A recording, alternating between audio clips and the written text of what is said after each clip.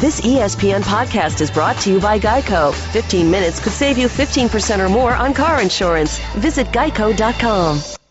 The BS Report is a free-flowing conversation that occasionally touches on mature subjects. The BS Report. The BS Report with Bill Simmons. All right, welcome to the BS Report. We are taping this on, what day is today? It's March. Tuesday, March 4th. March 4th, Tuesday. I don't know when this is running. Me, Steve Nash, and the shaving cut of my neck. As usual, I cut myself in for, you see that? I'm good at that, too.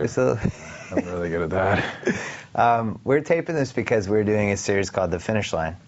And we've done 2 episodes as of this podcast. Mm-hmm. And we're going to use at least some of this for one of the episodes. We don't know what. That's why I don't know when this podcast is running. It might run in like August. Heavily edited. No idea what's going on here. So we left off the series on a really good note. Episode 2, your 40th birthday. And you had a good game in Philly. Had a couple old school Nash plays. Looked good. Feeling good. Comeback is happening. Yeah. And then you got hurt 2 days later. Yeah. For me, it was awesome because that was the first goal, like to prove that I could still do it, in the ballpark and be able to, for me to come back and to play wasn't ever my motivation. My motivation was to come back and play well, like to feel like, okay, I can go to this. I can, get where I need to go and, make a step back, make a fadeaway, like go to things that I, have always been able to go to and have that freedom to play the game. And so that was awesome. And then 2 days later, I got kneed right where I broke my leg, and it just upset that whole nerve root again, and it set me back a couple weeks. So that Philly game, you working basically for 2-3 months trying to get back to that point where you're just playing, you're not even thinking about it. In some ways, 10 months. This happened at the end of March. Yeah. I went through the preseason, but you knew you weren't right. I wasn't right, and I started the season and I wasn't right, and I got in a terrific shape going into the season, and then when I started playing pickup with the guys a few weeks before, it's just one thing after the other. Maybe because it's 5 months of just rehab and getting up there, and then playing the game was a new demand, and it set me back, and I just never got over the hump. I never got really right throughout the preseason and even into the first 2 weeks of the regular season until I kind of damaged the nerve again. So then you have this game in Philly. And just everything falls into place. And as somebody who still plays basketball every once in a while, and is older than you, I probably shouldn't play anymore, but there's always those occasional times when it just feels great. Yeah. And it's just like, this is the best. There's nothing better. Was that what that Philly game was like? Yeah. It felt familiar instead of feeling foreign. Yeah. For like a while now, it's felt like I've just been guarding and apprehensive and hesitant, and that's a horrible way to play in the NBA, especially when you're a point guard. Maybe if I were a 7-footer who was really good at screening and crashing the glass, it wouldn't have as much an impact. But when you're a kind of a fluid, creative point guard, it's very limiting to be not right and to be like bracing all the time and never being able to let go, let alone, move and contort and play the way you want. So it just felt like a total freedom. It was a great feeling, and that game, 19 points against Philly. 19 points, 5 assists. That would have been a bad game for you. Your MVP. Well, yeah. In 18 years, that's a game that most likely would get thrown in the trash as far as just like who cares, right? Right. It meant a lot to me, and it might not mean a lot to me in 2, 3, 4, 5 years, but right now it's really helping me in this kind of transition, whatever it is, this time in my life that's been really difficult. It meant a lot. It's been a Xanax for me in some ways. What feedback did you get? We premiered that first episode. You and I had talked a lot about. You're thinking about doing this project. Yeah. You've been videotaping yourself. Did it make more sense to hold it as a documentary and try to do something in the moment? And we came to the decision that it could have more impact to do in the moment just because it had never been done before. So we released this on a Friday All-Star weekend. Yeah. You're a cap figure. Now all of a sudden you're a human being behind the cap figure. What feedback did you get? a lot of great feedback. You know, and that was right. When I wrote The Treatment and kind of planned out the story, you know, why I thought it was an interesting story and what elements of it were universal and that it was a window into my life that everyone kind of goes through in some form or another.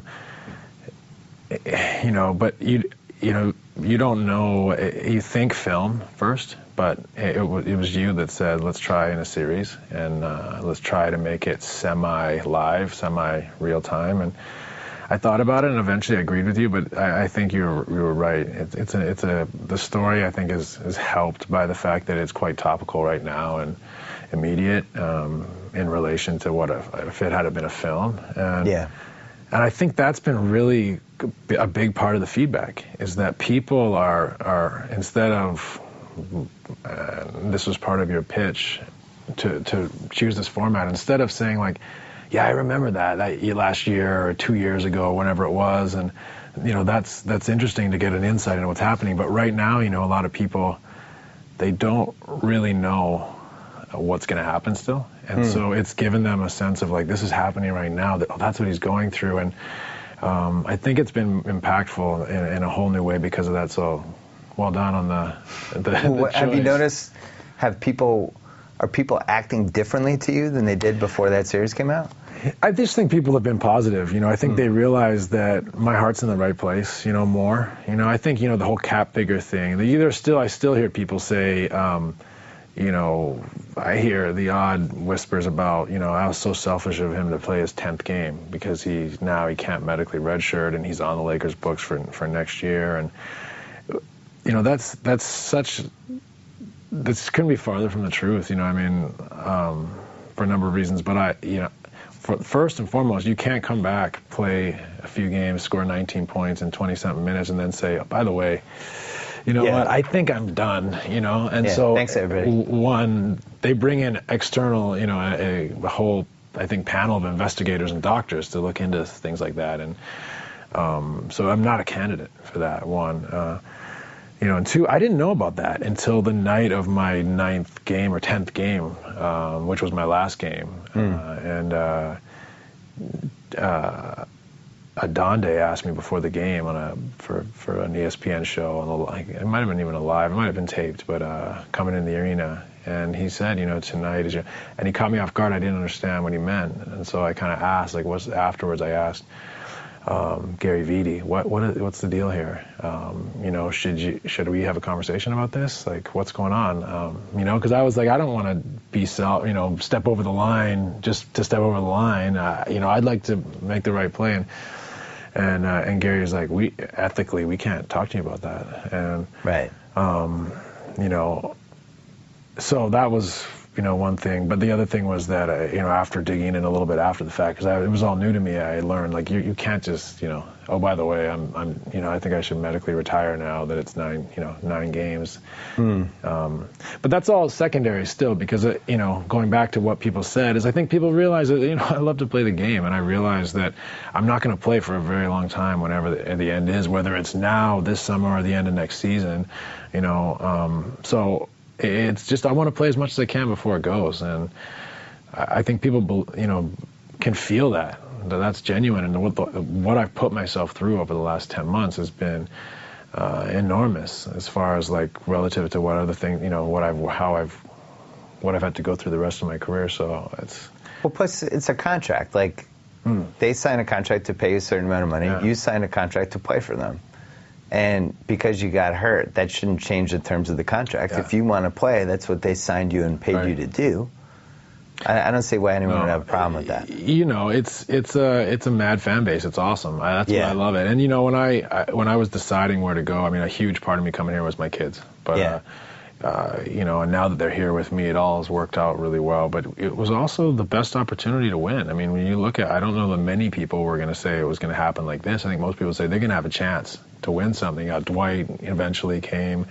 You know, myself, I'd played in the All-Star game the season before I signed here. So you're thinking with Kobe and Powell and these guys, they got a chance, right? So everyone swung for the fences and went for it, and it didn't work out. So it's easy now to be like, oh God, get rid of it, Yeah. But that you swing for the fences, and the Lakers are in a great position, unfortunately, with the struggle. So they're going to get a great pick in the strongest draft in a long time, and what looks like a pretty good free agent possibilities, not this summer but next. That would be a pretty short down cycle if all things go well from here. So.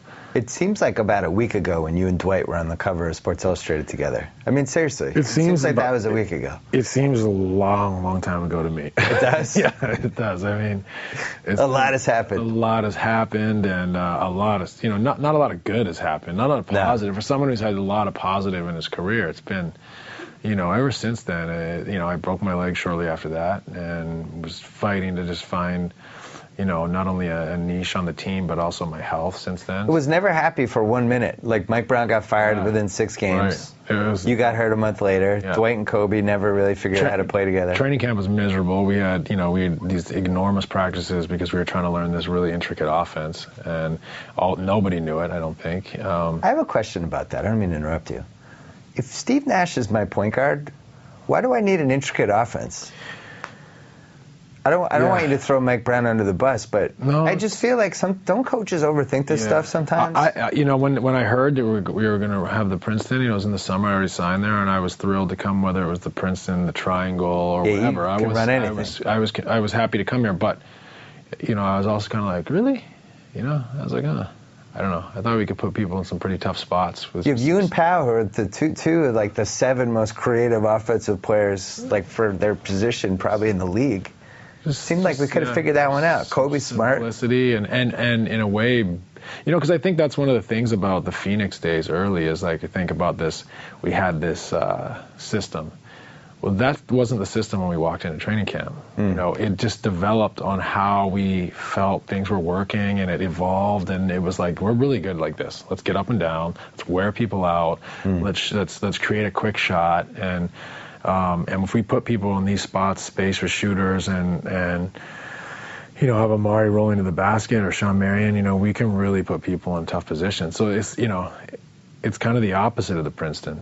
You know what I mean? Yeah. It's really intricate, detailed offense that has real rules, and it's a beautiful thing. The Princeton offense is beautiful. I just don't know if it was the right thing. And I think in some ways, if it had been this summer, it would have never happened because analytics probably would have, been. I feel like the analytics movement has never been like, wow, the Princeton, that would suit analytics, So, that movement's kind of turned a corner to where it doesn't seem like it, but. It's an amazing offense. I just don't know in the NBA how it works, unless it's someone who's been doing it like Jerry Sloan's, system for so many years or Phil in the Triangle, that it's like, well, this is what I do. I've had success with it, Was there ever a chance you could have just stayed in Phoenix and retired there, or you weren't even considering it? I guess I could have come back there for, they probably would have offered me something small and maybe 2 years. But like 2 years, 18 million, something like that? Probably not even close to that. Oh. So to me, it was like, it's my last shot. I just had a decent year, played in the All-Star game. I still want to play. And so I didn't want to kind of be an afterthought, and you never knew what was going to happen there with the rebuild, and it was a little bit shaky in the front office. They had... Well, then they let you down, let's be honest. They hadn't exactly been lights out with moves. There'd been some tough times where we'd cut corners and saved, and so I wanted to stay. But when it's appeared that they kind of wanted to start, they were going to start their rebuild, I get it. I understand. It actually is, look, they're doing great. They're one of the more exciting teams in the league. They got some really nice pieces going forward, and I think it was a good thing for them. But at the time, you don't know where it's going, and if they're going to rebuild, you just, you move on. The summer that you left wasn't a great rebuild, but then they hired a new GM. Yeah. That guy made a couple nice moves. Yeah. The irony is you probably would have loved playing on this particular Phoenix team. You would have loved it. And playing for Horny. I mean, he's a guy I've known a long time. I really like, and it would be a lot of fun. And Dragic was kind of, you created him in a lab, I think. He's Goran's awesome. Even Ginobili. I mean, he's a great kid. Competitive, athletic. He's a really good player. Really good player. So that's one of the things that's been fun for me, just to watch him kick ass. You know, it's like it's you know, you feel like you're watching a little brother in a way, and now that he's kind of put himself right there in the conversation for one of the elite point guards in the league. You know, I don't think did he get in the All-Star game in the end this year? It was the best thing that happened to him. He didn't get in. Yeah, he jumped after he didn't get in. But I mean, he could easily been in, you know, with all the injuries and how he's played since not getting in till now. So, yeah, he's going to be on my MVP ballot. I can tell you that much. Yeah. Because if you take him off that team, and they stink. Yeah. Do you feel like when you were thinking about going to the Lakers, did you talk to anybody about the pluses and minuses of chasing a title? You know, chasing a title's never been huge for me, but when I put everything in the basket, like the kids, you know, proximity, like the fact that I'd like to live in Southern California when I'm done playing, you know, the pieces they had, the organization, you know, I just, there's too much to kind of turn down. And, but you thought you had a legitimate chance. A little legitimate chance, you know, like I said, the pieces that were here, the history, tradition, you know, to play for that franchise, that I wanted to live in Southern California and being close to my kids. You put that all in one, it's like, tailored personally for me, it has everything. But it was never like one thing. It was never like, oh, I can chase a championship this way, or, you know, just solely for the kids. You know, it was primarily for the kids, and then all those other things were just too good. Did you feel 100% when you joined the Lakers? Yeah, I did. You know, it was a tough training camp for me. Our first practice was like 4.5 hours, and they weren't hard. You're just on the court and just standing around that long, man. It was killing me. Like just bad back and joints. I know that feeling. So like, I literally went from the best shape of my life at the start of camp to like, by the time the season started, I was just like, you know, I wasn't in great shape, not necessarily condition-wise, just sharpness and like energy. Well, the irony is with that team, you would have wanted to baby them through the preseason, you would have thought, right? Save everybody's legs. Right. And like I said, it wasn't like the practices were hard. You're just out there for so long because he's trying to, you know, he's a defensive coach, so he wants to spend a lot of time on the deep. But then we're trying to learn this offense. And the thing about that offense is that you can't really just go home with the playbook. It's like a dance together, and you have to read and react, and everyone has to play off each other. And that wasn't coming real well. And so it was like, you know, we needed time. We needed time on it. So what happened when he left? D'Antoni comes in. Now what's the offense? Like what happens next? I mean, literally we had injuries already. We were losing. You know, already some guys weren't the happiest. Right. So Mike was just trying to, like, we didn't have enough bodies to practice really, and we had, you know, so many games at that point of the season that, you know, he's just trying to put in a couple sets.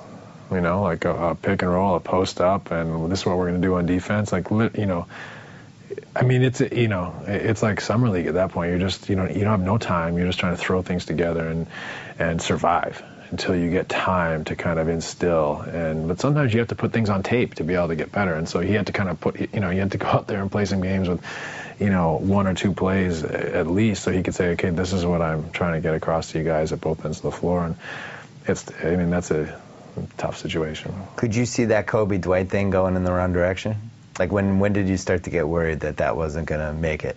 I mean, I think everyone could see that was going to be tough from the start, right? Right. But, you know, I think as the season, you know, as it went on, you could tell that it was tough. You know, it was going to be tough because, you know, I think Dwight just, he didn't hide the fact that he didn't like it. And you know, it's you either, I think, got to decide, I don't like this, but I'm either going to say I don't like it and move on, or I'm just going to eat it and just work. And he didn't do that. He kind of, you know, you could tell he wasn't committed to moving on. He was kind of like, I don't like it. I'm stuck in I don't like it mode instead of, you know what? Okay, well, how are we going to reconcile this? And I'm not putting it on him, but you know, you could tell that it really bothered him. And well, when you say it really bothered him, what do you think bothered him? Just, you know, he didn't like. I think he wanted to get the ball in the post more. I think he wanted everything to run through him. He wanted to run, you know, things about Kobe that Kobe would admit. Kobe can be a pain in the ass. Tough beans, you know what I mean? That's tough beans. And, you know, I think instead of being like, okay, that's Kobe, you know, and moving on or trying to work with it, it bothered him, ruffled his feathers, and then the way the ball didn't move enough for him, or when the ball doesn't move enough, it usually means the ball doesn't move to me enough. But so I mean, it was tough, and I don't place the blame on Dwight. I don't place the blame on Kobe. I place the blame equally on all of us. We didn't get it done, and we couldn't figure it out, and it was just one of those things. I think from this, you could tell. You look back at now, and it just wasn't meant to happen. But at the same time, you're a point guard. You've been in a million different weird basketball situations, right? Where you've just been like, all right, well, these two guys don't get along, or this isn't a great fit, but I'll do this, and this, and this can work. Was this the first time in your life as a basketball player where you were like, everything you tried just didn't work? I just didn't seem reconcilable, if that's a word. It just seemed like no matter what, this wasn't quite going to happen. And because you've had it the other way, too, where you've had a team that overachieved because of the chemistry. I think 2010 is a good example. You have tail end of your prime, maybe even slightly past your prime? Yeah, I mean, it's in the ballpark, but it's probably not my best. You weren't 06, 07, Amari's on the tail end of his prime. Yeah, his health was... But I'll say this, though. Amari was the best he ever was as a basketball player at the end of that season. He was, this is a guy who's played at 7 high schools. I don't think he was ever really taught the game at a young age. And he was starting to figure out just some things that he didn't take to early on, just different rotations, going to him on isolations. As great as he was for us, sometimes it was hard to go to him on isolations in the fourth quarter because he had a hard time reading the line of defense behind him. He'd get a charge or he'd turn it over. And at the end of that season, he really got good at that. Like, I don't care about you. I'm going to go by you. What's going on back here? And time...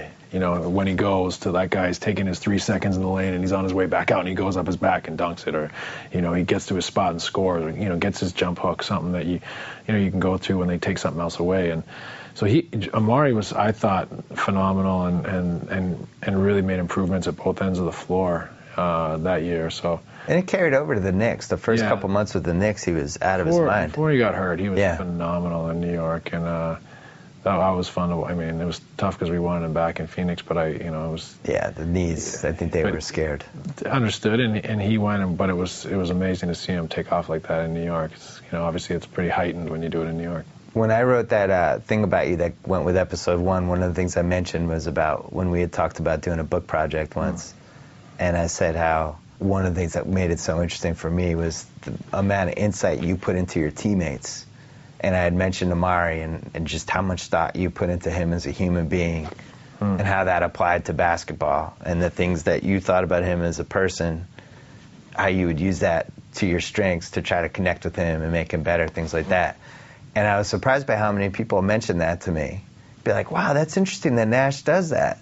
Do you feel like, it doesn't seem like people give you enough credit over the years for how smart you were just as a thinker with your teammates. Like, there's more to being a point guard than just being like, hey, here's the ball. You know what I mean? Yeah, I don't know. I don't care what people think or say after it's done. I love playing, and I've gotten plenty of accolades. So I've never really looked back and say, like, hey, I didn't get enough credit for this or for that. I'm going to rephrase. Is the point guard position more complicated than people give it credit for? It can be. Depends on the person. I mean, I think we're all wired so different. You can approach every job differently, but as a point guard, you're so integral to leading the player, the team, and making it cohesive and balancing the ship. And I think you see some point guards who struggle with that, and it doesn't matter because I don't know, they play with the best player in the game or something, or you see they're play with a dominant big guy or something, and then you see another guy who does encounter do all those things and lift his team. And it really does matter, or the guy like that who doesn't lift his team because he just doesn't see that. So I think the NBA always comes back to me. It's like a cross section of America. I mean, it's like an office. Yeah. You got overachievers, underachievers. You got, the odd cancerous personality, and you got some guys who are really unselfish. And it's just like an office, I think. And so, but Amari to me is like one of the great American success stories. I mean, this guy. You look at his past. I mean. He had a tough road. He had a tough upbringing. He's had a tough adulthood. Both his brothers, one passed away in a car accident, one is incarcerated. I mean, nothing's ever really been that easy for him, other than the gifts he has, and to see him continually, as a human being too, like overcome. It's phenomenal. I mean, he's a guy that's he's now married to his longtime girlfriend, of which they have children with, and he decided one day, I'm going to marry her, and like it's just, I always just see this guy from afar now. I mean, we're still in contact, but I always think this guy is like he's overcome a lot, where a lot of people in that position I don't think would continue to go this way. There comes a point where it's just saying, whatever, this is what I am, and he just continues to keep peeking his head around different corners and getting there. I think maybe because he's in New York and he's got that huge contract, and the New York fans are always thinking, like, how can we fix this team? They look at that, oh man, I wish we had the amnesty for him. And it seems like, I wrote this a couple weeks ago, it seems like it's kind of been lost how good he was. Yeah. And just like from that run he had basically from 2003 to 2010, and it got cut short. Mm-hmm. This is a guy that really would have been he would have been one of the 10 best power forwards ever, I feel like. In 2005, San Antonio basically geared their whole offense around letting him get all his numbers to try to stop everyone else, which I guess worked because they won in 5. But he took it to Duncan in that series. I mean, he had all the tools, and it was nice to see him on, show some of the mentality later in his career. But ultimately, he's just struggled with so many injuries. He's gone through so many injuries, so many things, and but he's still out there, and he shows glimpses. But you're right. I mean, you can only get injured so many times. Before you're just different, and I'm experiencing that myself. But New York's an interesting franchise. You look at all these things that happened to them. I mean, they felt like they had to get someone that summer, so they had to guarantee. Right. And they came after you. Yeah. You thought about that. And I did. Right? I would have loved to play for the Knicks. But it was just, I thought about being that far away from the kids, and how many times would I see them? Yeah. Like, would Christmas and spring break for them line up with our homestand? Like, who knows? Like, and I couldn't roll the dice on just that anyway. So, but I lived in New York for 10 summers, loved the city, a lot of friends there, would love to play in the Garden for the Knicks, but, this was a better option for me. When we call this documentary The Finish Line, or the series, when you think about this career ends, what some of the random stuff that you'll miss the most? I would guess like playing in New York would be one of the things. Love playing in the Garden. What would be some of the other things? Playing in the big cities, with the big old franchises are always awesome. It's like the Big Six, hockey kind of. Yeah. That's always great. It's tradition. But for me, the things, God, I mean, it's less like quirky, like little anecdotes than my teammates. Like just the banter, just talking shit to each other all the time, and having fun and winning games on the road together. That's the best. And planes and buses and hotels and dinners and late nights and whatever it is. So many stories and great memories that the games all blend into one so much that I almost don't even remember a bucket or a game or a series as much as I just remember, the feeling you get having a blast with your teammates. Well, you still remember Ron Artest getting that garbage rebound. I definitely remember that. I remember a lot of things if they're called to me, but it's not like in my head it's like Ron Artest. He's on Power Rankings. Ori, you know what I mean? I don't see this timeline of things that went wrong or even right. It's just it's more like it blends in. And that's basketball. Like, you were in position basically every year except for 2009 to win the title. And each year something happened that was bad luck. I would even think 2008 when Game 1 against the Spurs, you and I have talked about this, like, so totally you win that game. I think you could have won that series. I bumped heads with Tony. That was 2007. That was 2007. No, 2008 was when Duncan made the 3. Yeah. And then another one, somebody Barbosa forgot to guard somebody. They made 2 threes basically to win that game. Mike Finn made one, and but you win that game. I really think you could have won that series. Yeah, ultimately we weren't good enough. We had a lot of bad breaks though, for sure, and maybe it could have very easily broke our way in 1 or 2 of those years. But we also look at our team, and especially in the playoffs, we didn't have a defensive center, and we had Amari, who was a power forward playing the 5, and it wasn't really a Boris. Boris playing the 5 even at 6'8", and so we really overachieved in a lot of ways to just be in position, I think, because ultimately it's smoke and mirrors, without that guy down there that's like gonna just up the percentages for you defensively by being down there, and also not having that guy down there, you should have a defensive system, and when you don't have that guy down there to anchor the system, you get the yips and you start, let's change it up. And so I think ultimately you're always trying to adjust and adapt because you're just not equipped. And so you're trying to outscore the other team. Outscore, but you're also defensively, you might be changing your coverages a lot. When you change your coverages a lot, you're going to struggle because not all 5 guys will be on the same page. So it sounds like you subscribe to my theory that if you can't get stops, you're not winning in June. You stops will be the number obviously one thing. It's a balance between how good your team is at both ends of the floor, among other things. But the team that how many years of other than Miami, everyone's kind of had a rim protector for a long time.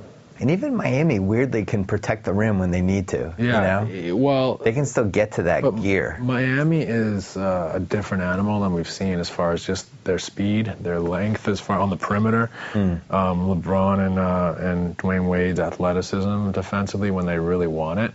They're long and athletic. Their rotations and their other guys are smart, and their rotations are quick and sharp and disciplined, and so they are way off the charts in that respect. So they might not have that rim protector all the time, but they're phenomenal in another way at the defensive end of the floor. Coaching, advanced metrics, all stuff that seems to have gotten better the last 5 years, and especially the way people use the stats and stuff. Is there anything that we have now that you wish you had had in the mid-2000s?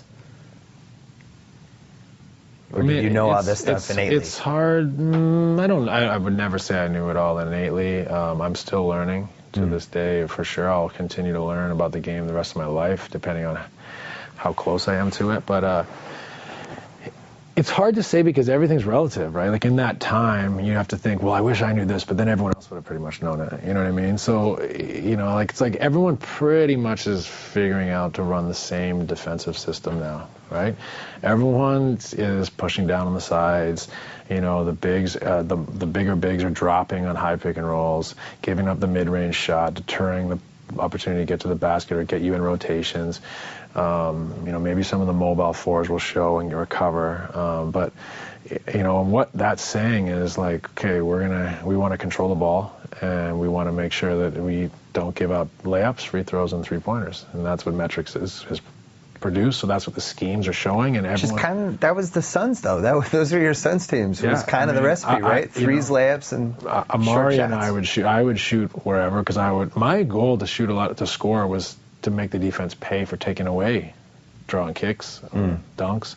So I would always I always worked on my mid-range game to make them pay for those gaps. You're going to give me that gap because you don't want me to find someone for a dunk or a 3. Well, I'm gonna have to be really efficient in here.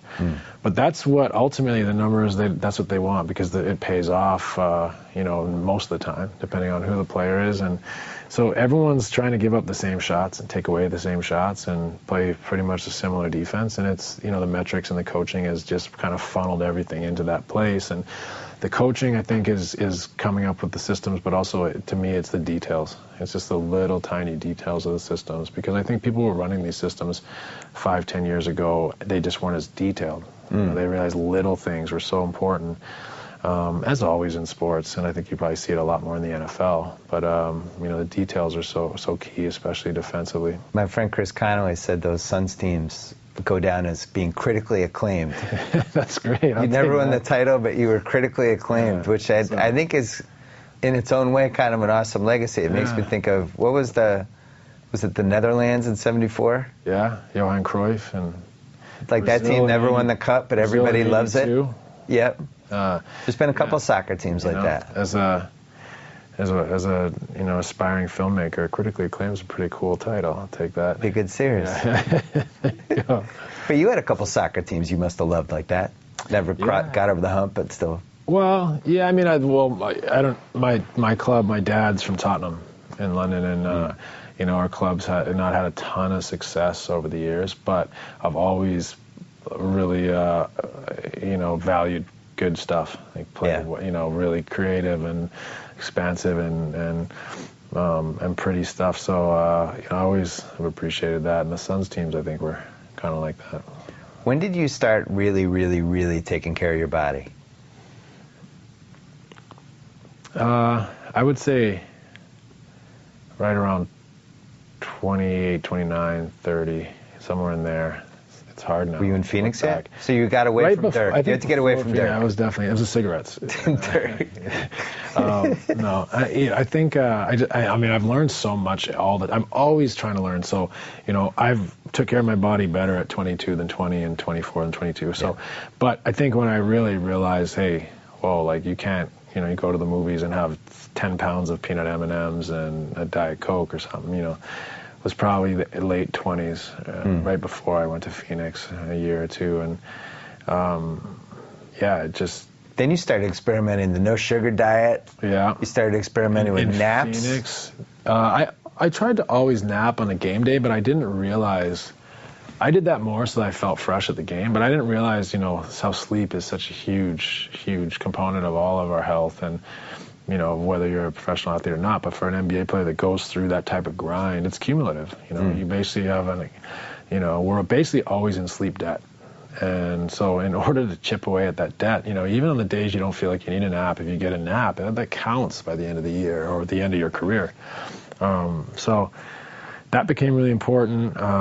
Just a lot of training techniques. My relationship with Rick, my physiotherapist who's in the series, who's world class. And we were talking about this before we started filming. One of the most common things I got after these first 2 episodes were Rick and the training methods. I think people were genuinely just blown away at the stuff you put your body through, and it struck me that, I mean, I knew all this stuff, but this is what I do for a living. Yeah. I don't think people realize, like, oh yeah, they don't just go out and play basketball. No, he's actually getting needles in his back, and he's not the using Y bungees on Friday night. No. I mean, and that's the thing about the series too, is that it's a tiny, like really generalized glimpse of what Rick does. But you know, he's I mean, he's amazing, and so. I mean, all the footage we have, you know, maybe I should make special Rick footage? A special on him. I don't know. I mean, he's phenomenal. And what's great about what he does is that, you know, like all people that are brilliant, you know, it's so complex, but when you listen and he pairs it down for you, it's very, very simple. He has the skills to make something that's very complex very simple. So that's been a huge part of my career.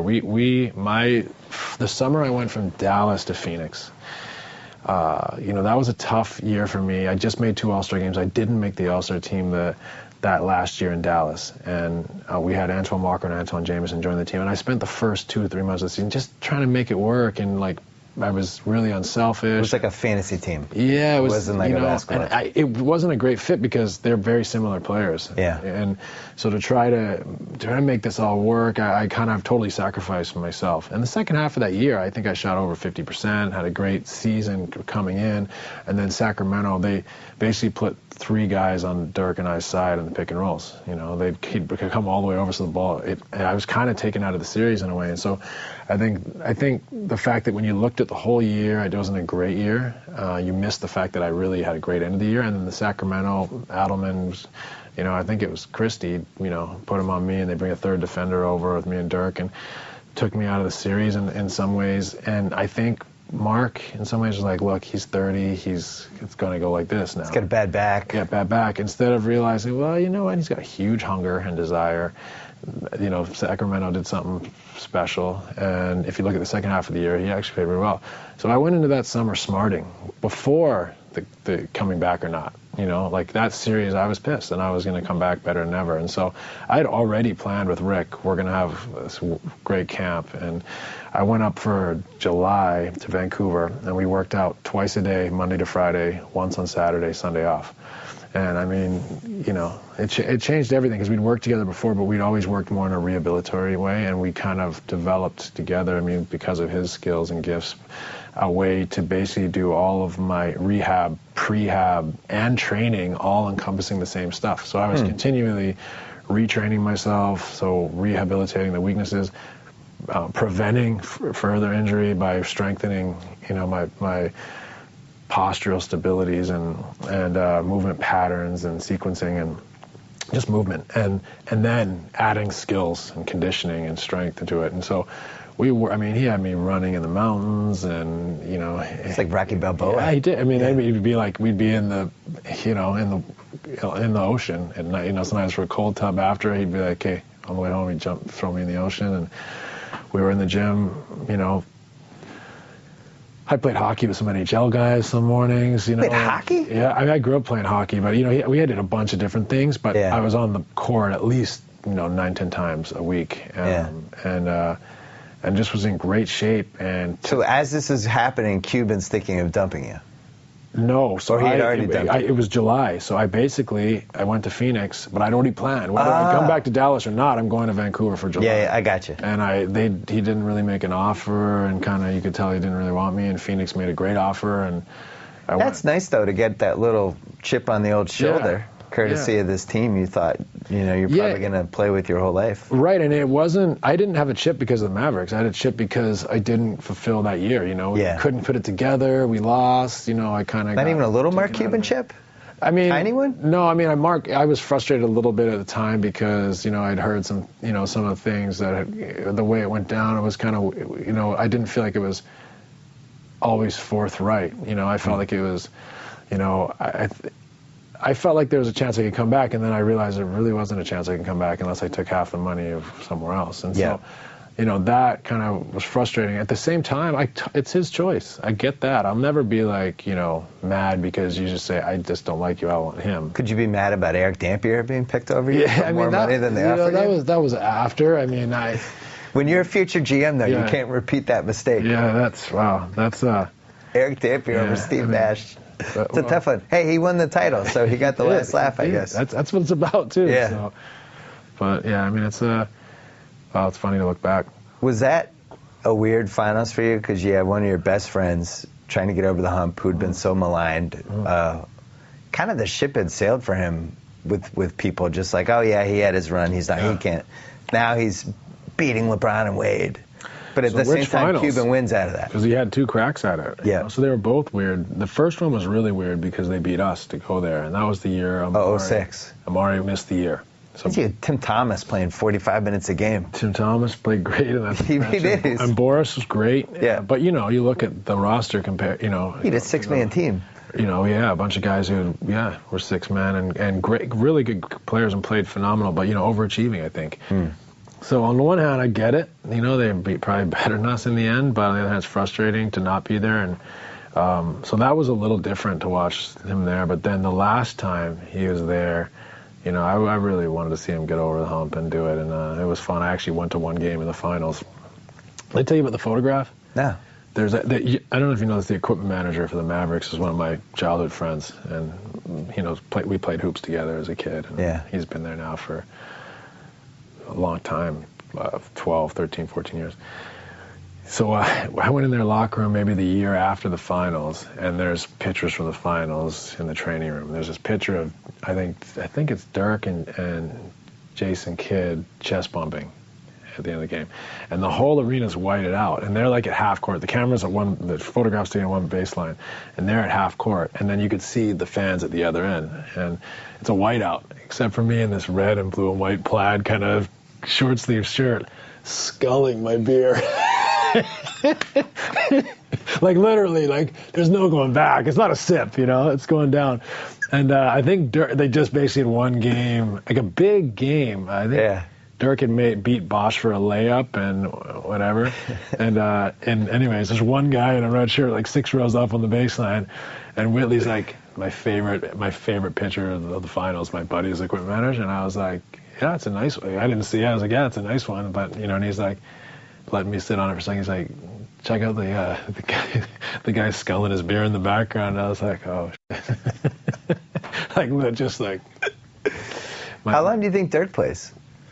I talked to him about this on a podcast a couple weeks ago, and he basically had the same attitude you had. Like, it's not the ability to go on the court and do it; it's all the other stuff that leads to getting on the court. And when that gets boring, or and how tough good or rough, what he or can whatever. do. Yeah, Because that's the other thing. Is like when you're a shell of yourself.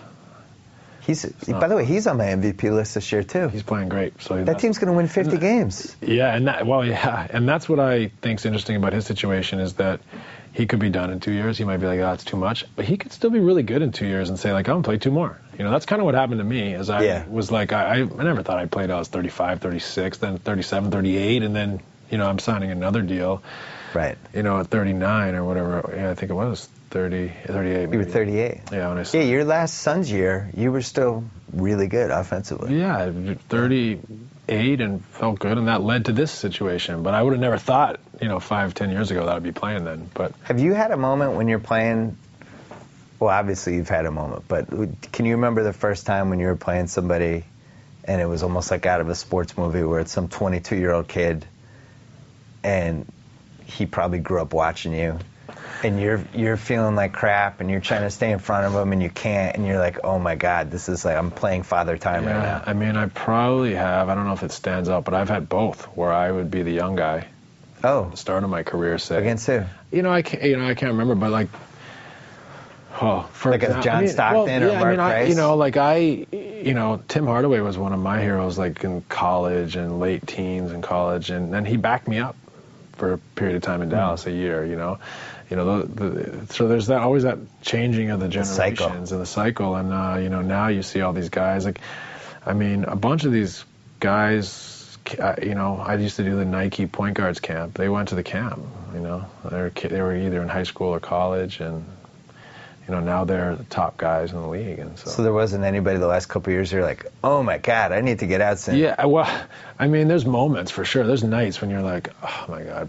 Russell Westbrook must be like just frightening. It's like, I don't know, what's it like? It's like playing against Usain Bolt. Right. Just like a rocket and, crazy, wiry, strong, and athletic, but a lot of the guys. I mean, the nights, especially when you don't feel good, when you're older, it's smoke and mirrors, it's experience, it's trying to, limit the damage and make it up somewhere else, and that sometimes can be like, oh God, I'm just hanging on here, maybe they don't quite know. Right. But you're like, oh God, if they knew right now. They knew how much my body hurts right now. What state I'm in tonight. Like, this could be ugly. So there's, you get to that point where you have to rely on other things, and you have to be an actor in a way, Did you talk to Kobe about that at all? Because you were in relatively similar stages of your career. He was healthier than you were last year, but his body also broke down a week to go. Yeah, I mean, we're both in a similar situation now, Yes, that is for sure. So we, there's not a lot said between us about it, but we both have the knowing understanding that we're going through the same thing, and in some ways, and hopefully he can overcome his and find a relatively, nice place physically to finish out his career, and not be in this position. I'm in this cloudy kind of state, right? Like where it's like you see a glimpse, and then it's like, but is it sustainable? It's like the radio signals. Like, I don't know when it's going to come back, and hopefully he can put the brake behind him and recover fully from the Achilles and find some sort of a level that is or of knowing. That's the hardest thing for me is like, I don't know. Trying to find it and keep it. What playing with Kobe? Or just getting to know him, being on his team. Excuse me. What was the biggest thing you were surprised by about him, just as a teammate? I think the hardest thing is to say what I'm surprised by, because you kind of know everything in a way. I mean, I think the most startling thing about him is his intensity, and you know that. Yeah. But that's still, I think, you didn't feel that energy. He's intense, and just always. Yeah, a lot of the time, and a lot of the time, and even when he's joking, he's intense in a way, and he's. And I think he thrives off that. That fuels him. So, that's, and you see that, I guess. It's not a surprise. It shouldn't be a surprise to say that to anybody, right? But It's still, that energy is, it's a real energy. That's not that common guys you play with. Could you see that, so obviously some teammates couldn't handle it? I mean, I'm not talking about last year, just over the years, like that kind of intensity. I'm sure it kind of weeds people out. It can wear on guys, especially guys that aren't like-minded. Yeah. For me, that intensity wouldn't bother me because I'm so driven. I'm not as intense in that kind of like rev yourself up to a level. You know what I mean? But I'm still extremely driven and competitive, and so I would relate to that in some ways. And there's an acceptance there automatically because you're like, that's fantastic, he's all in. Whereas I think some guys are they're just like, I'm not all in, deep down inside. Yeah. So to see, the main guy, just every day, just bearing you down, beating you down with that will, I'm sure a lot of guys just, they wilt or turn for cover, for lack of a better term. He's definitely somebody that seems like he puts a lot of thought into leadership. I think he puts a lot of thought into everything. He's a smart guy. He's a thoughtful guy. He's been around a long time. I think he thinks it all through. Was that the first time as a basketball player that? Maybe that's the one thing I didn't realize is he thinks it all through and everything. I mean, he's. Was that the first time as a basketball player that you didn't have the ball in your hands for long chunks of time? Yeah. What was that like? It was different. But I accepted it. I was fine with it. So it was never eating at me that much. There was sometimes when I'd be like, I really think I could, control this game or take over the game. But it never ate at me to the point where I was like, right. It took me the other way. I was just kind of like chomping sometimes, but never was I like, because I knew coming. This is it. This is his club. This is he's, and his skill level last year was phenomenal. So. It was never an issue for me, but there was a challenge sometimes to keep your rhythm. I had to really, because in Phoenix I very rarely got catch and shoot opportunities. It was always off the dribble, and so I had to really practice and teach myself that, and like kind of feel like catch and shoot and be confident. Were you watching Steve Kerr game tapes? Yeah. Getting any fire? Yeah, there you go. I just in practice I had to really say, because I think in my career you always get someone rebound and you shoot, but to actually to catch it, feel like you're in a game, go up and shoot it, so you build that familiarity. Something I really had to work at, and it came through for me, but it was a transition. Is it safe to say if you had played with a 30-year-old version of Kobe, you guys would have been doing this a lot more, running up and down? I mean, I think so, and hopefully getting back a lot more. That's what killed us last year, with Meta too, Powell. You guys were so slow. Just getting not a good fit for you. Back on defense, and for all, they would have probably rather had a speedy young point guard too. So it never really, and Dwight, went through a serious back procedure. He wasn't himself either. So he wasn't himself. I wasn't myself. Powell wasn't himself. You got on the line, and it just. The names on the jersey were the same with the games. And Powell, out of all those guys, Powell is the one guy I feel like in an alternate universe, maybe it wouldn't have been last year, but at some point in your careers, you guys would have been awesome together. Yeah.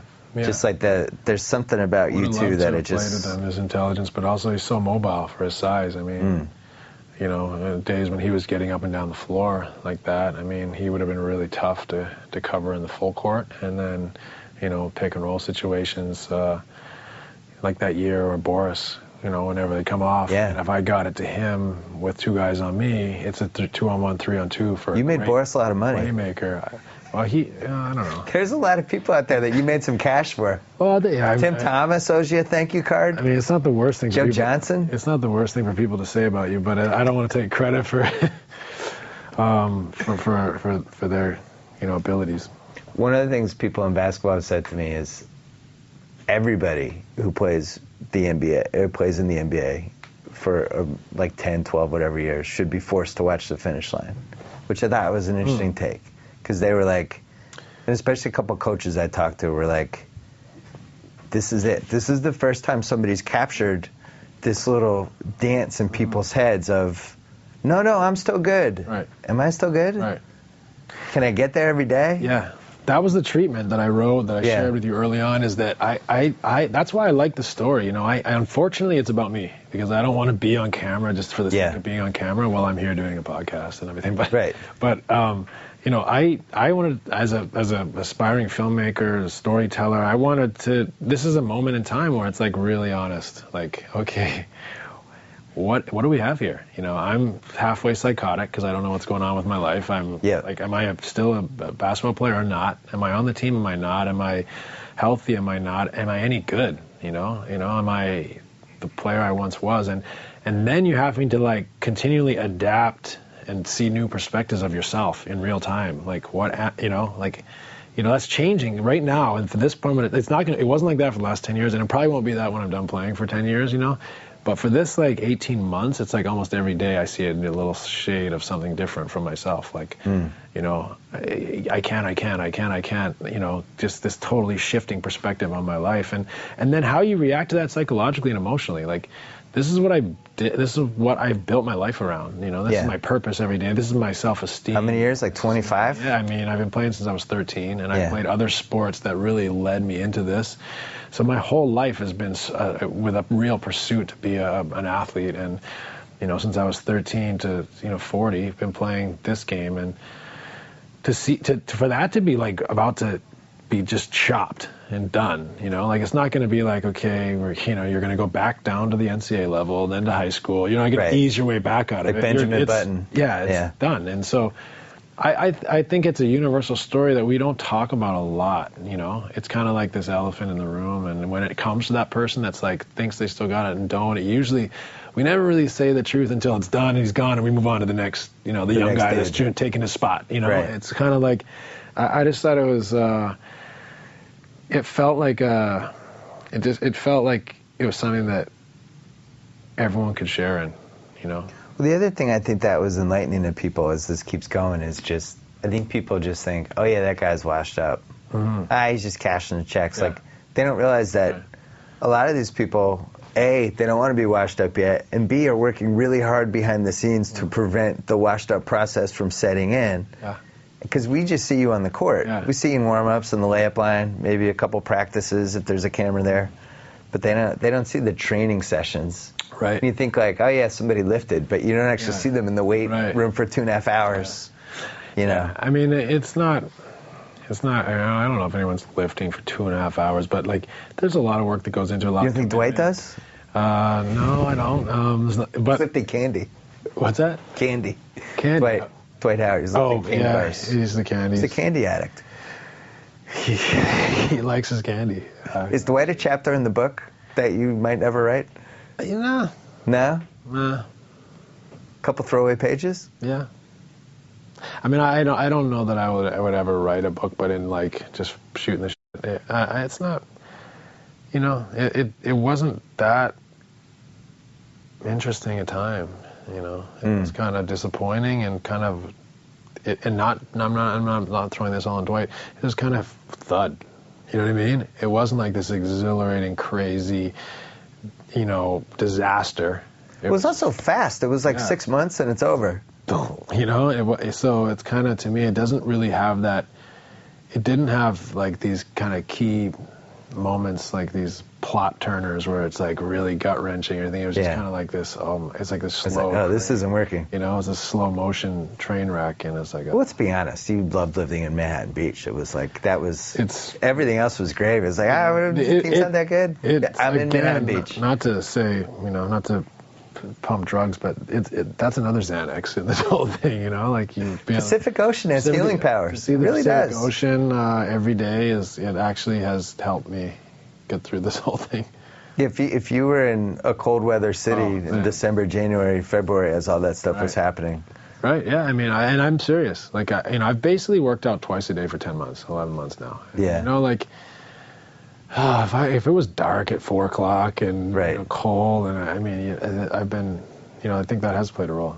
It sounds like you're thinking a little bit about what happens next, whether, you know, whether you don't know. They might use the stretch provision on you. They might carry you as an expiring contract next year. You still want to play. I still want to play. It's got to be L.A., it sounds like. It's got to be L.A. I still want to play. I think that it's more, it appears more valuable to them to bring my contract back. As a full contract. Yeah, because it doesn't, I mean, you said this before. That was one of the weirdest arguments I've ever had, when we were arguing about whether the Lakers would stretch you or make you expiring. See, again, I was, I was so buried in just trying to get my body somewhere that I hadn't really thought about all these things. And someone asked me about the stretch provision, and I was like, oh, well, that's clearly me. I'm a candidate for that. But then you said to me, well, this isn't a free agent class this summer that's going to change their franchise fortune. So, and it appears that that's kind of been hinted at in the press recently, by Mitch. And so, yeah. It sounds like you're reading. Seems like you're right. Well, it sounds like you're reading about your own future in these articles, because it hasn't. Not like the Lakers are telling you a lot of stuff, right? Right. I mean, I think the Lakers have been phenomenal to me. They've been great to me. But to their credit and to their right, they should wait and see what happens. They shouldn't be committing to anything right now. And but it appears that is the route it'll go. You never know what happens. You never know what happens with the trade or the draft or whatever. But I mean, if they can't pull off a great trade, then it looks like the best class is going to be in 2 summers, not this summer. So the Lakers come to you right before the All-Star break, and they say basically, we want to use the younger point guard, see what we have there. We'd rather you didn't play again. Yeah. And you had been conditioning yourself to play because you wanted to play. Your body was getting close. You wanted to get out there. Yeah, they kind of. Around right when we went to All-Star break, they asked if I would think about stepping aside, let the young guys play, so they could evaluate them. And this is right after you hurt your leg again, the game after the Philly game. Yeah. And so I hurt it against Chicago on the Sunday, and then I tried to play because we had 8 otherwise guys. So I said, I'll try to play tonight, because I really, before the game, I was like, I don't know if I should. I didn't feel well at all. But I was looking at the guys. I was like, poor guys, there's going to be 8 of them out there. I'll just try to be out there and, give them some minutes. And I couldn't get through the half. I was hurting from the injury against Chicago on Sunday. But after that, kind of asked me to step aside, and I let the young guys play. They got to evaluate him. Jordan Farmer has been hurt a lot this year. They want to see him play more and consistent. And same with Kendall and now Bazemore. So I get it, but obviously being in this real battle for 10 months to try to get back out there, and then to get back out there, and then to be asked to step aside, it took me a week to kind of really mull it over and think about it. And plus, you like playing sports. I like, and it's fun to play NBA games. And I know it's not gonna happen very much longer. Yeah. Whether it's 12 or 13, 14 more months or ever. So. It's tough, but I get it, and that's for the franchise. That's probably the smartest thing, and so I don't have the right to be like, no, I want to play me, or I'm going to go. What am I going to do? Right. Throw the toys out the buggy. So, and I get that. So, but yeah, there were some nights where I was like, what are my options here? What should I do? And the bottom line is, I feel like it's the best thing for the club, and it's the best thing for those guys that are free agents, and we're not going to the playoffs, and so it's the best thing for me to step aside and let them play. And what I've decided to do is just try to fight to become 100% again, or as close to it as possible, and be in great shape. And if something happens and I get a chance to play, hopefully I'll be ready to play, because that's not easy too, not playing for a long time and then playing. But if they were headed for the 3 seed in the playoffs and doing this, you probably might take it a little more personally. Right, exactly. So, or have more motivation to perform, than right now. I'm not going to play in the playoffs this year, so it's, I have nothing kind of other than my just love of the game to really, I don't have a leg to stand on in my mind as far as why I should, not agree to do this. This is, not that if push came to shove I'd have much of a choice, but I get it, and I think it's the right thing for the club to do, even though I don't get to play anymore right now. It takes so much to get you on a basketball court. Day to day, all the training, all the conditioning, everything. And you're doing it partly because they pay you a lot of money to play basketball. But let's say next year your contract ends, you're done, you retire. You won't be able to do this process to play basketball. It would be kind of weird if you were working out 2 times a day to play pickup basketball. Is that it? If your last NBA season, could you play basketball again recreationally? Would you even have fun doing that? I could see myself playing basketball once in a while, but I've also really seen myself never playing again. You know, I can see myself on the court working with people from time. Because you seem like you're a perfectionist. I can't imagine you being like, oh, this would be fun. I'll play basketball and I'll suck and I'll be mad and angry the whole time. I can see myself playing once in a while for whatever reason. It's fun to run up, get a sweat. But I also can see myself never playing again. But soccer, you'll never stop playing. I'll play soccer. I think I'd probably like to play some tennis. You know, tennis, interesting. I love tennis. Golf? I love the game of golf. I just don't have that time.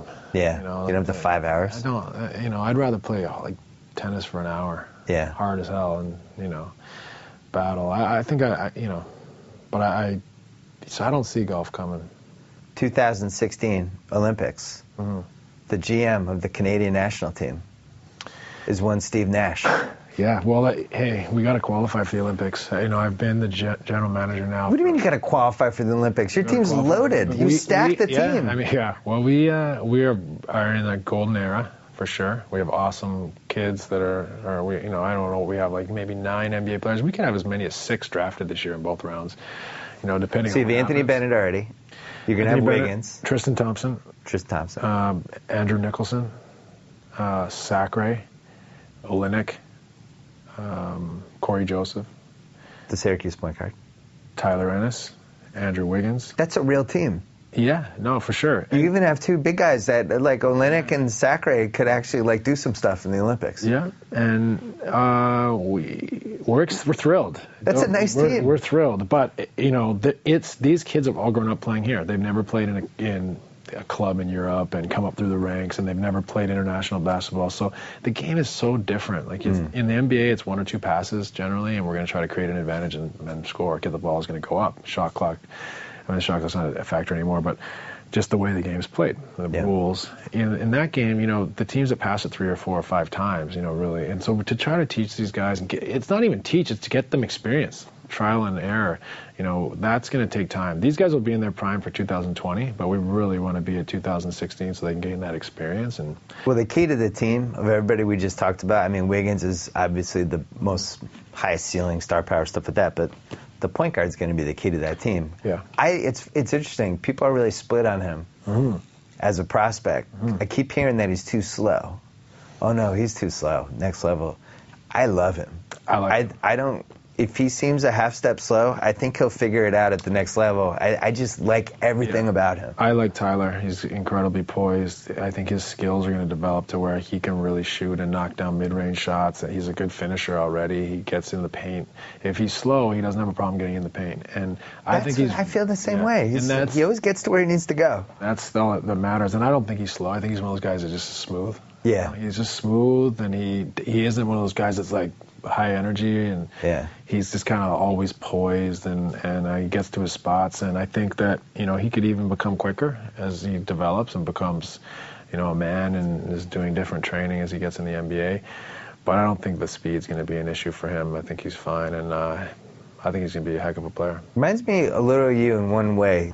The thing that I like about him from an NBA standpoint is he can push off each leg and end up sideways, and that was, I thought, what changed your career when you started playing off the one leg. It went to a whole other some space. Kiki taught you that, right? Who taught you that? Wasn't there a story behind that? Maybe Kiki did. I don't know. I mean, we used to play a lot of horse and work out together in Dallas when he was, you know, kind of the skills development coach there. Dirk and I and Kiki spent a lot of time in the gym, and I know he had so many moves and such great technique and fundamentals. He taught me a lot. It's like a genius. Yeah, he had a clinic, you know. But Kiki might have influenced me to do that, but for me it was just a situation. It started with a fadeaway because I didn't have to jump over someone. I could create a look and then I started going to the one leg a little bit. And Tyler's he's smooth, and he's got, I think, a real feel for the game, and I think he could surprise some people. Are you going to teach him the pseudo-travel scoop shot? That's not a travel, but always seems like it's a travel, but it's not. You broke that out in Philly, by the way. Yeah, I hope to teach whatever I can. When did you get that move? How old were you? I think I always. Always?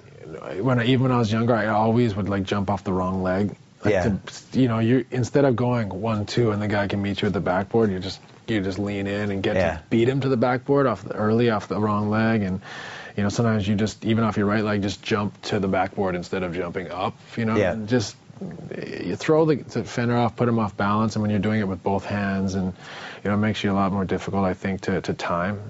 So for me, it was a guy I wasn't dunking the ball. It was a way for me to finish in there and take advantage of the real estate I acquired, instead of just getting in there and having no options, kicking it out to a guarded guy, which I think at times in my career early, I was like, I gotta figure out. I'm getting here. I gotta figure out a way to make them pay for being in here, and all those different angles and shots off both legs and both hands were key for me. James Harden is the bastard cousin of that move, when he starts at the foul line but takes those two massive steps in different directions, and he's low, and then all of a sudden he's near the rim. He does the Euro, and he really puts the ball down, and he puts the defender in a tough position, because you don't know what to do with him. You're going to foul him if you get anywhere near him, and if you don't, he's just going to lay the ball in the basket. So he's amazing at that. Top 3 players right now you would have had a lot of fun playing with? Good question. All at different stages of their careers. You would have loved LeBron. It would be amazing to play with LeBron. He's pretty awesome basketball player. He seems like he's a phenomenal teammate, and he has a great feel for the game. He makes the right plays at both ends. Yeah. How many times have you seen him kind of take a night off at either end? Well, now he's mad that Durant got a little too much MVP buzz. Yeah, he's coming back for that. I said that on TV 3 weeks ago. I was like, LeBron doesn't like this. There's a little too much Durant talk, and LeBron just kind of started doing this. Yeah, 61. Kevin would be amazing to play with. But, I still think of the old school guys, KG, Tim Duncan. You would have loved playing with KG. That'd be amazing. Well, you were a big teammate first, and then the skills second guy. So that at least you would have been a good spur. That would have counted for a lot, for me. And you just see those two guys, the character. Yeah. The way they approach the game, amazing. I'm glad you've gotten over your hatred of Duncan, and now you admire him. I always admired him. You hate that team, though. He pissed me off, but no. You got your revenge in 2010. Yeah. Small revenge, but a revenge. It would have been. It's a lot better than not ever getting a win against them. I played them a lot. I played them in Phoenix, Dallas, and with the Suns in the playoffs. I also played them 9 times in the playoffs. Mean, angry fans that just support the hell out of their team. Yeah, they got a great. They do not like the road teams. And it's Timmy's an anchor, but Pop's an anchor, and not that Tony and Manu aren't off the charts as well, but those two kind of it's not the same without their, the imprint that they have on it. When did you realize that your generation was now the old guys? What year was it? Yeah, you were like, me, Dirk, Tony, Kobe, yeah, where are all the old guys? Like yesterday, like the denial phase, but it's been like the last. I think when I signed with the Lakers, I still, even at 38 or whatever, I never was really ready to say that yet. We're still doing the same thing. We're still doing the same thing we always did. Right. But, literally on fumes. And so, now it's so clear and evident. But Well, I said, Dirk when we were doing the pod, I was like, I researched him. I can't remember how many years he played. I was like, he's in his 16th season? 16 seasons. He can't, well... And what are you, 17, 18? You're 18, right? 18. He came in at 20 or 19. He's 35. He's played 16 seasons. Yeah, he was 19. When I was a kid, Havlicek played 16 seasons, and it was people were just astounded by how many years that was. He played in the NBA for 16 years. And now it's Marion's in his 15th year. Yeah, there's a bunch of guys. Ray Allen. Your draft had Ray Allen, Kobe. Secretly one of the great drafts of all time. Derek Fisher. Yeah, Iverson, not that they're still playing. That draft was a really Antoine. Celtics got Antoine in that draft. Yeah, Stojakovic. Camby. It's a great one. Did you go too high, too low, or right number? I think at the time I was fine with it. I went 15th, and I was from a mid-major and had one scholarship offer. I was like, I'll take that. I'll prove myself. And frankly, at the time, I didn't know what type of pro I'd be. I was just eager to try to be the best player I could be, and I just kept getting better. The Phoenix thing was fortuitous. Phoenix was great. Great. Who'd you have? KG, Kid, and Who's the other Yeah, one? getting drafted. It was Kevin and Sam Cassell, and then they traded Sam Cassell in the same deal and Mike Finley for Jason. Yeah. And so I got to play with really good point guards early and learn from them. And that was still one of the biggest accomplishments in my career, was playing like 20-something minutes a game that second year with Kevin Johnson and Jason Kidd, relatively still in their prime. Jason was still young, but Kevin was still really good. I don't remember if we ever talked about this, but you came to Boston one of those years and you annihilated Chauncey Billups. It was when he was a rookie. It was 97, and I was like, "Who is that guy?" That guy would be the best guy on our team, and you were like barely playing for them. I don't remember. You were like their all. third string point guard. Yeah. You came in, you were great. And I was lucky because Ainge was great. He was like, he's like, I don't care if it's 3 point guards. You guys can all play, so you're gonna play. You know what I mean? Right. He played all three of us together sometimes. He was like, you guys figure it out. And I was lucky to have someone that was like, I don't care. I'm not gonna put someone in who can't play just because they're 6'7". I'd rather have you guys figure it out. And so I got to play like 20-something minutes a game on a team that I should have probably never gotten a chance. So that was big. It's quite a team. Are you, after post-career, people always throw your name around for like announcing or doing I would consider studio? something.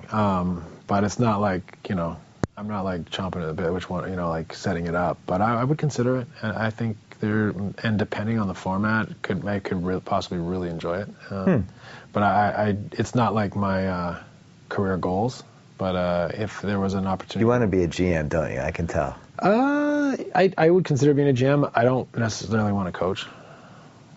So. Yeah, because you're smart. Yeah, like it doesn't appeal to me. I mean, the competitiveness, I being close to the game, but especially in today's NBA, like a coach does not sleep. Like the media, the media every day is crazy. You have to talk so much. You have to do, when you're not talking and availability, you probably got to do radio and all sorts of stuff. And then, you got whatever, who knows what season ticket holders and sponsors. And then, nowadays you have to watch so much film and your schemes have to be so good and tight, and you're continually, analyzing where you are on the tight scale of your schemes. And well, think about it. And also, you have to go against dudes like Spoelstra and Vogel, who are just spent the whole night preparing to beat you. Yeah. You have that hanging over your head too. You don't want to get embarrassed. Yeah, and they got pretty decent players. Yeah.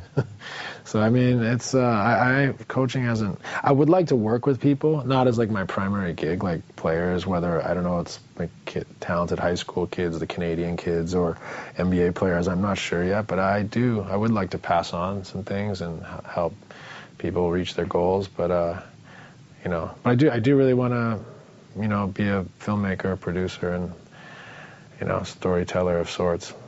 Well, you're on your way with this. Yeah, we're getting there. Thanks for the opportunity.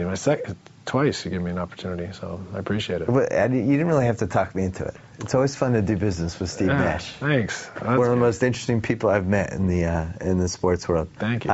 You got to get. I guess your biggest challenge, other than figuring out the rest of your NBA career, is really the Canadian 2016. T-shirt, warm-up, jersey type of situation. Because I think you can get America on the bandwagon, kind of under the radar. Like America's second favorite team. Yeah. Like Brazil in soccer. Yeah. If we can really nail that design. We need something with the leaf. Yeah, maybe if we had a little blue, the Americans will come on board. Something. I don't know.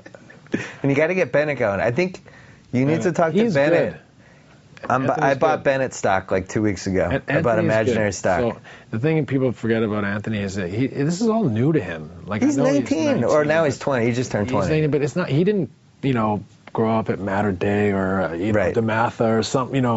The game is all, I think, really new to him too. Like, he lost a bunch of weight this season, which is really good because he had a shoulder. He missed summer league. The asthma, the sleep apnea. He's behind, but he's not because he's 19, and so he's got a real nice package. Well, also, if you're in that situation when you're a young guy and you go to an NBA team and you fall behind and you're not playing, that's it. It's not like it's like, hey, we'll catch it tomorrow in the 3-hour practice. Yeah. Like that practice doesn't happen. Exactly. You didn't get to play. And he, missing the summer and then going to that. So Right. he couldn't go like, well, I killed in summer league. I have some confidence in the stores there. He's like, I'm just learning the rules, the systems. I don't know what it's like. The rhythm of the game is different than college. What position am I? And then he doesn't play. And then he misses his first like 100 shots or something. And Yep. Then he's all of a sudden the he's a internet bust. biggest bust Yeah, ever. and it's all falling down on him. And it's like, I the whole time I was just like, in 6 months, let alone 18 months, that'll all be a joke. 'Cause Also, they were playing him at small forward, which is stupid. He's a power forward. he can play small forward on the right matchup, the right amount Yeah. of minutes, but he's a power forward. Ultimately, his bread is going to be buttered at the 4. And I told Anthony that before he went to UNLV. I was like, there's nothing wrong with being a 6'7" 4. Like, you will be a nightmare matchup for people. You're so quick, long arms, you're explosive, you can shoot. I mean, what's a 4 going to do with that? And There's 4 teams in the league that it's going to be a problem. But there's 26 teams in the league. We're going to be fine. Right. And you know what? Those nights you front and you hustle You and cheat. you do things and you make them prove it. And and they got to guard you. And so, I've always been, play to your strength. Like, I mean, you see a lot of guys when they move up from the 3 to the 4, the 4 to the 5, they're unguardable. And so I think he's got a chance. That could not have been a worse situation for him as a rookie. Yeah, Even the team, there's too many guys. They're trying to play too many guys at the same time. They've had a tough go. Like personalities. Yes. And the whole thing. Bynum thing comes in. The 2 guards aren't getting along. And it was a new coach and everything's going on at once. And so he's already turned a corner, I think, and that we think people see, oh, wait a minute, this guy can like do some things. And then, as he continues to work, sky's the limit. Sounds like there's a TV series in this somehow. Hey. Maybe we'll talk, Steve Nash. Yeah, let's do this. I mean, we leading up to Rio. All right, the finish line. Check it out, Grantland.com. Target the set on it. Whoa! Thank you for downloading the BS Report with Bill Simmons. Too much fun. Check out more podcasts at the iTunes Music Store or at Podcenter at ESPNRadio.com. Peace out. Geico presents Strange Savings Stories. Astronomers detected an interstellar transmission. It stated, Geico, 15 minutes could save you 15% or more. The implications were staggering. Was the cosmos telling us we could all save hundreds on car insurance with Geico? Or did their radar merely pick up a signal from the nearby Rufus and Clyde's morning show? We may never know. Geico. 15 minutes could save you 15% or more on car insurance.